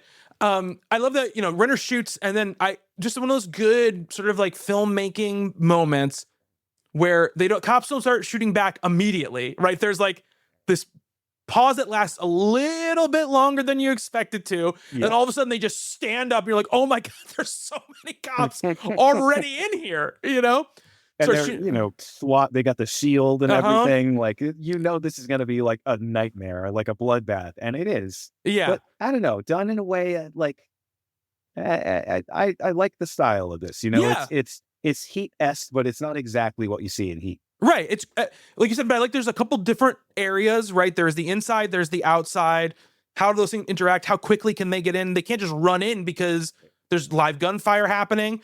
And I like that the guys are smart enough to realize they have to cause some sort of distraction. So sending that van out, the armored truck out there, causes like a bit of a dust up, right? They don't know what's going on. Yeah, another like blocking the road kind of moment. Yeah, exactly. A couple of our people get hit, right? The bigger guy gets hit. One of the guys gets flat out just like shot in the head. Desmond gets shot in the head.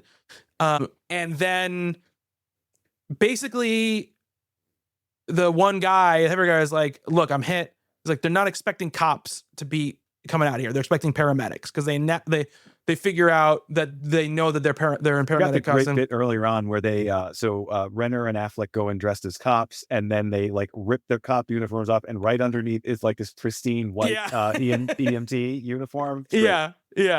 Like, what a great idea. Great idea. And so the bigger guy takes the car.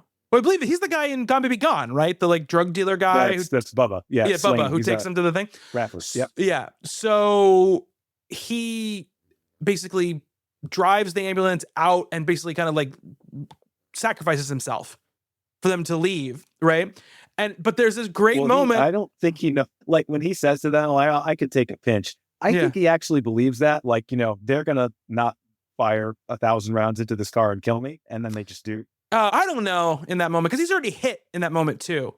Like he's already, because I think there's a little bit of like, because he keeps driving. Like if he had stopped when Hamm shot out the tires or whatever, he probably wouldn't have gotten killed. But he just like runs into cop cars and everything. But so there's another great funny sort of like boss moment where they dress as the cops, and then like the FBI comes in and the Boston Police Department's there, and they're like, "Hey, what the fuck are you doing here?"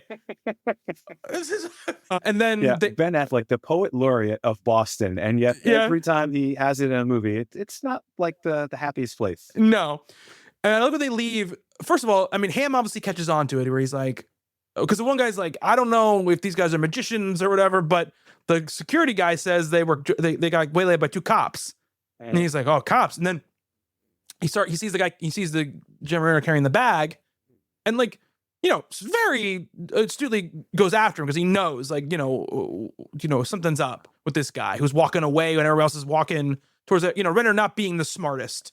Obviously. I love a slow foot chase. Yeah, but I mean, Affleck obviously smart. Affleck playing in like these zones where he's like sort of like hanging out near the other cops, or sort of always sort of not calling attention to himself, right? Renner has like a bag that's the size of a person, and he's walking. They kind of say goodbye to each other. They go their separate ways. Affleck is watching. He's like close enough where he can see what's going on. Renner kind of like slowly, but not slowly enough, just sort of goes in his own direction with the bag. And there's this great moment. They're in like a parking lot or outside of a parking lot where they're just, Hamm's character's kind of following him, and we keep cutting back and forth between the two of them, and things are going to go down pretty soon. It's really nicely done. Almost like a Sergio Leone gunfight kind of, the anticipation is everything. Yeah, and earlier I should say that Renner does say like, I'm not going back to jail. So if we get jammed up, we don't even need that. We know that about that character. Yeah, it's such a cliche. It's such a movie thing, but he plays it well. It's not his fault. It's not even the script's fault. But like, we don't need to see it. No, if we get jammed up, I'm going down. Basically, jammed up and pinched. I love. Yeah, just the vernacular in these movies. I will say in this moment, Hamm very smart for knowing and clocking that this guy is weird and that he should track him down. Not so smart for just solo foot chasing him into a parking lot. This dangerous man, like just all by himself. Way bigger gun than yours too. Yeah. Obviously, he doesn't see the gun right away, but he knows. So he calls it in, and then the guy won't turn around, and then he says his real name, and then he just. I love again.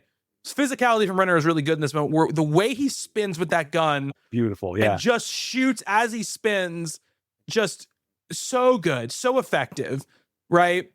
And I love this, like the choreography of that scene where Hamm is basically just like circling the car as Renner circling the car. Renner is not. Great, it's like a chase around the car. It's like, it played wrong. That's a Warner Brothers cartoon. In this movie, I'm like, that's probably what you would do in that situation. That's really tense. Yeah. Like, not just like, I take some shots of you duck away and I run, right? I'm going to like make sure like either you die or you're backed off enough where I can get out of the situation. And he just walks in the middle of that street and just is like shooting that Tech 9 like crazy at Again, people. It's GTA, for sure. Yeah. And little moments, like I like the fact that he drinks like the sip of the soda while he's, hiding behind the thing. Hamm hits him with the shotgun in the leg, all of these things. And then when he's like, okay, I surrender. And then he talks out and just starts, he's about to fucking just open fire and gets killed like that, right? Yeah. My question to you is like, do you think Affleck's character, like Dougie, is doing anything wrong in this moment by not trying to step in, like giving himself up to try to like end it? I mean, that's the tension, right? But like, what could he possibly do? Like he's rational. I mean, I think that's kind of what we get from him through this entire movie. Like he's caught up in this thing. I mean, he's good at it. It's like, it's a job for him. He doesn't like it. He doesn't want to kill people. He doesn't want to harm anyone. But also, like, this is what he does. There's a way out of it. You go into this knowing that you could easily die, that the people you're with could easily die. He's already lost two of his best friends. I mean, that's the thing. These guys they're a crew. They've been tight forever. And I think, particularly he's got to know with Jem, like, this guy's going out like this, whether it's in front of me or in some other situation, it's got to happen. Like, there's no way that guy grows old and lives, any kind of normal life. So, yeah, I think he makes the right choice here, and I think it's on brand and in character, and you know, like as much as they do have this kind of brotherly love for each other, there's almost this like distance between them. Like I think maybe it's that like he knows because he's so much smarter than Jen that like this is happening either way. So what good am I going to do if I sacrifice myself for him, or I try to shoot my way out of this for him? It's not going to do us any good, really, anyway. He'd probably want this for me anyway. Yeah, kind of right. Yeah, I think that's probably the vibe, right? It's like, I don't think Renner wants, I think Jem wants Dougie to die, right? And that's pretty much the only ending right here, right? Yeah. Is that they're going to die. A nice moment, kind of just based on what you're saying, though, or just kind of connected to that, where he gets into a police car because he's dressed as a cop, and that's the thing to do at this moment. And he just kind of slowly backs away. And Affleck, this is like some of his best acting in the movie, because you could tell he wants to be emotional about this, but he can't. And there's this like little, you know, subtle kind of thing where you could tell he's really, really upset, but he's also, you know, very carefully backing up the car, don't attract attention, and he just kind of gets away. And it's not this big moment. It's just this quiet little thing where, you know, we kind of have to read his face a little bit. And I think it's really good. Yeah, absolutely. And I love that little moment too, where again, it's really good editing. When he turns the car and there's that little look from Hamm. Yeah. You know, where he's like something, but he's like, no, okay, whatever. Like, you know, we'll get him next time. Yeah. I don't even think he's thinking like that's Dougie. I think he's just sort of like, you know, it's so the way that Dougie pulls away is so calm and slow, right? That I don't even think he's even clocking like, oh, this must be the other guy we're chasing. Right. I just like that. I just like the way it's edited, I like the way it's performed, all that stuff. So, see, I might have read that wrong. I thought he knew. No, because I mean, why? I mean, there's plenty of cops around. He could have been like that guy, and they would have shot the car out. You know what I mean? Like halfway gone. I don't know. Like the I just don't think isn't established super well. I don't know. Yeah, I don't think so. I mean, I think Hamm just seems like the kind of guy who's like, well, I'll figure it out later. That doesn't seem like his vibe the entire movie. You know, he seems pretty like, you know, not really biding his time type of guy. He was like a dog, you know, going after a bone for most of the movie. So like the only scenes we have left. There's a lot of this movie left. Well, I mean, there's like 3 major scenes left. I mean, not even major scenes. There's 3 big scenes. He goes back to the florist. Yeah, I love this. And this is great. I love that where he's like, I was telling you something. Come here, I gotta tell you. Oh, and he just shoots him in the head. And then I love the way he kills, you know, Fergus in that moment where they kind of shoot at each other. From like, of course, 2 feet away. Yeah, Affleck is all armored up, so it doesn't matter. Like, I like how he kind of checks. He's like, no, I'm okay. And then, like, you know, we don't see it, but he shoots him in the balls, basically, because he said, you know, about castrating him or whatever. Horses, yeah. I'm gonna clip your balls, whatever. Yeah. And there's that little moment where you see like the FBI office, and he's like, Fergus and that guy are dead. And they're like, and they're sort of like, oh, okay. And then we get the scene where Affleck calls Rebecca Hall's character, and in a very born identity, born supremacy kind of way, is calling her, but like looking at her through like binoculars, basically, and can see all the cops in her house. And it's this moment, right, where he's basically trying to see like how loyal is she, essentially, right? Yeah, like, is she going to sell me out or not? Is she going to sell me out or not? And you can see he's disappointed at first until she says the thing about her sunny days, and then you see the big the smile on his face. Or whatever. There's a real Wahlberg. There's a real Wahlberg line reading in this scene where, you know, something about where she says, "Oh, come over to my house." It's like, I don't think that'd be very good for me. Yeah. Like, man, maybe he would have worked in this movie. Is that not the greatest sketch ever? It's such a good sketch. Give me apples, right? I produce Entourage. He sees the old woman. God, I love that scene. What? No. So next week on Wahlberg chat. Yeah. But where he's like, okay, obviously, like, you know, he's gonna be okay or whatever, and this also helps her because it doesn't seem like she sold them out, like the cops out, and so she's gonna be in the clear, right? Then he puts on another costume. He puts on the T, like the Boston Transit like conductor dude, jumps whatever. On a bus. Yeah, now he's part of the public transportation system. Yeah, and he's walking like, sir, you gotta go off the street. He's like, that's all right, I'm just going to work. And I love this idea, like, you put on a costume and like people are just like, okay, just leave him alone. He's going to. Yeah. Well, I also like, you know, kind of going back throughout the movie, right? Like they know people in Charlestown that have, you know, their MTA employees, their police employees, their paramedics in town. They have the uniforms, everything. It's like, you can borrow that to commit a robbery or get away from the police or something. Like there's just this, you know, this kind of brotherhood of criminals, thieves. That's fun. Absolutely. And then we talked about the scene right where they realize that he's not coming, and Hamm kind of figures it out, right? I love that he's our sunny days or whatever, you know. He also finds the note on his car that says, "Go fuck yourself." It's a little bit overkill, but I like it. Yeah. And then he gives it to the lawyer or whatever, and he says, "This is for you," or whatever. I really like that. That's a perfect Jon Hamm moment. Yeah. I do really like the idea that he gets like they're blocking they're like we blocked Logan, we've blocked the train stations, whatever. And the way Affleck gets around it, he's planned for it, right? He becomes a bus driver basically and just drives this bus to this station outside of Boston, you know, hops on the T or whatever or the Amtrak and just goes, right? I really would have liked it if the movie ended there. Like that could have been a fine ending to the movie. So, just sort of reading about what this was supposed to be. So this ending was kind of like studio mandated, test audience mandated, where in the book, I believe, he ends up somewhere with Claire and dies in her arms from his, I guess, wounds incurred, I think, when he shoots it out with Fergus. Okay. Because we don't see, I mean, that scene could play out either way. We do get that moment where he checks the vest and see that he's okay. But I mean, there's, that's how movies work, right? You're wearing a vest, but there's that one shot that gets through, and that's the totally one that gets you. Yeah. But then we get the Shawshank ending. The last 30 seconds of this, I could totally live without. It's just not needed. And we get the voiceover, I got a lot to atone for. Yeah, you fucking do. Yeah, dude.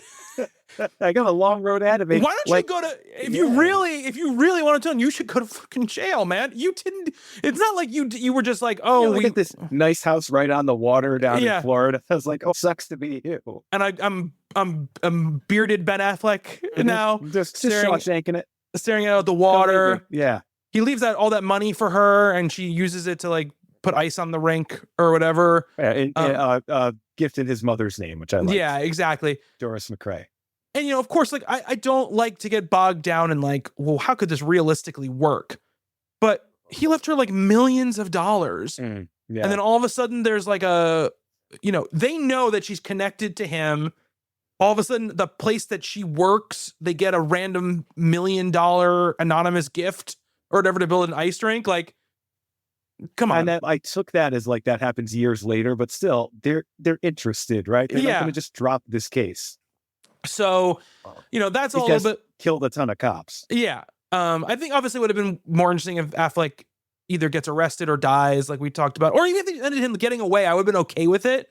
But like, I don't need to see him, at the Florida house or whatever, having an idyllic life. It doesn't look like he's atoning for anything. It looks like he's just having a good life with the money he stole. So I don't really get that sort of vibe. Like you said, it's studio mandated. It feels a little unfair, right? Like, as much as I like this character, like Krista, Blake Lively's character, she's like, well, you're going to go have a better life. You could be a different person. I want to be a different person too. And like, I feel like she is owed that a lot more than he is, right? Yeah. Well, I mean, she's also she's a drug mule and a criminal as well. I'm not saying she's a prize either, but like, she didn't kill any cops. No, she deserved. Yes, obviously she did. Yes. She deserves to have a good life as well. She's stuck in Charlestown, and he just has this like pretty sweet place on the river, down south somewhere. And he's, with the intention like he will see Rebecca Hall's character again. So it's like, I obviously said it's studio mandated, so that makes a lot of sense. It just feels like. I'm not sure about studio mandated. I know they shot the original ending where he dies, meets back up with her and dies in her arms. Mm-hmm. And then they ran it by test audiences. And I don't know if it was Affleck, because he was instrumental in the production of this. Well, of course, but he still has to listen to the studio. I mean, it's not like he had the power to not listen to the studio. But I mean, I do think it undercuts some of the it does. The noir aspects of this movie. It also just doesn't feel like the rest of the movie in a lot of ways. Yeah, agreed.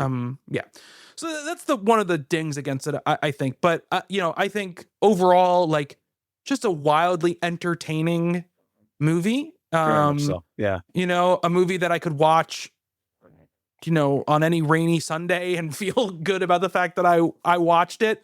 It's just one of those movies. And see, I don't do that, right? But you were saying that about like watching this on cable. Like I don't ever watch television. Just put on the TV. Well, it doesn't happen anymore. I meant like at another time. That you can still do that, and this movie probably is on TBS. I don't know if there even is a TBS anymore. But like having seen this for the first time in 14 years or whatever, it's like, I wish I had gotten more familiar with this movie. Like, this is something that I could watch over and over and over again. I just didn't really. Yeah. Now it'd be like, oh, I'm looking through Netflix and I'm like, oh, The Town, I'll put that on. I think it's definitely that type of movie. And we'll talk about this as the shape of Ben Affleck's career develops over the next couple of movies. Obviously, neither of us have seen Live by Night, right? And we'll talk about this more next week. But I think Argo winning Best Picture was probably the worst thing that could have happened to his film career, his directing career. because when we talk about Argo, I think very similar to this movie, it's the same kind of movie, right? It's the same type of like, kind of like almost cozy, like, Saturday afternoon movie that this is, but got all this praise. And then I think what's going to happen with Live by Night is we're going to see him taking himself too seriously, is my guess. And that's why that movie probably fails in a lot of places, right? So we'll see what happens. I mean, we'll see how that actually develops. That's my thesis, though, on what's going to happen. And then I feel like Air goes back to more this zone where he's like, no, I'm just going to make like a fun little movie that people can enjoy with some good performances, and stuff like that. So it's a shame, though, because like he is very, very good at this crime noir type stuff, and he's not really doing this anymore. And it's almost like he kind of just like said everything he had to say in the genre with these first two movies. And so Live by Night, which is kind of the same thing. I mean, I've read the book. I get a sense of what it is. It is kind of a more sweeping kind of story. I mean, I feel like he's the right guy to make that movie. And that's why I suggested the series in the first place. Like, how could he have messed that up? But I think it's just like, he got all that out of his system with these two. And it's like, where do you go from there? And then, like you said, the Oscar win for Argo is especially that. Where do you go from there? Yeah. What is another Ben Affleck prestige movie look like? Yeah. My favorite film critic, David Sims from The Atlantic, said in his letterbox review of Live by Night, this movie should have been 45 minutes longer and starred literally anyone else. Is what he says in his review of it. But there's stuff there, is what he says about Live by Night. So there's a couple sequences in these that are pretty fantastic. So there's that. I'm interested, like the fact that he cast himself in that movie, like the character in the book is young. That's kind of like his thing. So Affleck is like 50 at that point. I don't know if he's 50 yet, but he's in his late 40s probably. Yeah, probably. Yes. So I'm not looking forward to seeing him play a 22-year-old, which the character is through most of the story. Yeah. So we'll see about that movie. I think very interesting director. These two, I feel the same way watching these two movies 15 years later that we've watched as I felt in that time, which I was like, Affleck's a guy. Like, he can do this. Like, he can make these kind of movies. And maybe he should only just make movies, only be in movies that he makes, because that's only time that people seem to be okay with him. But this is the point where we are in like the second renaissance of Ben Affleck in this moment, right? This is the moment, then Argo followed up, and then we got Gone Girl. Like, we are in the moment where people are like, oh, we're back, and then we're going to go through another dip again. And then we're back again, a little bit more back again now than we were before, right? So it's like this. And then I think we're out again. We came back, we went out, we came back, we went back, we're going out, and we're out again. But, it's just a really fascinating career for this sort of trajectory to follow. Next time we'll talk about Argo, the best picture winning Argo, which is crazy. That it's the best picture winner of that year. Hollywood's so up its own ass. It loves movies about movies. So. It does love movies, but it was just one of those funny things where the narrative and we'll talk about this next week. We're talking about probably too much this week, but the narrative around that was like weird because he did get nominated for Best Director. But it got nominated for Best Picture. So everyone was like, this must be sort of like a fringe Best Picture nominee, right? It's like one of those ones where it's like, it's not gonna, because there's 10, it's going to be in the list, but there's no chance of winning. And then it won. And I remember the narrative around them was like, wow, it's big vindication for Ben Affleck, right? That he didn't get nominated and it won. And then after that, I think once again, I just feel like he can't get out of his own way a lot of the time. And this is one of the times where it happened, where he just can't get out of his own way. After this, well, there's always I don't know, like he gets to a certain level and then there's just a backlash, and I don't know if it's always deserved. It's an Affleck. It's not always deserved. Very good. But Renner gets nominated for an Oscar for this movie. He was the big sort of like breakout of this movie and its success. And this is 2 years after The Hurt Locker, so he's still kind of riding the wave of that. He's in that zone. He's in the zone where he has become the guy that Hollywood is like, is this the guy? Is this the guy that's going to now, he can be the lead? Reboot the Bourne franchise with this guy. Yeah. Let's have him take over for Tom Cruise Mission Impossible. Exactly. And people are like, no, this is not what we want from Jeremy Renner. We'll stick with our original Tom Cruise. Yeah. Yes. Everyone's like, we like Jeremy Renner, but like, not for this, And he's good in the Mission Impossible movies that he's in too. He's good in them, but it's just one of the things where it's like, this was never going to be the thing. He was never going to be the guy, And the Bourne thing fell on him. Man, that's oh my God, that's crazy that happened. Yeah, and this is right around the time like too, ever where since that happens, I just leave the snow. Yeah. 2 years later, he's in Avengers. Yeah. You know, and that starts a whole other part of his career, which probably is the most unpredictable thing you could have guessed when he was in the Hurt Locker in 2008, right? That he would be a Marvel guy for 15 years after, after that. So how was the Hawkeye series? I saw a little bit of it. It looked pretty good. There is like a couple of, not to diverge too much, but there's a couple of tiers of those shows, right? There is like the ones that are really great, I think, which are like the Loki seasons are really great. The two sort of Wanda. I was going to say WandaVision. I haven't watched all of them, but the ones I've seen are followed through with. WandaVision was good. WandaVision, and then the Agatha All Along that just finished, which is in that kind of universe, right? It's like a spinoff of that, also really great. And then yeah, I've seen enough.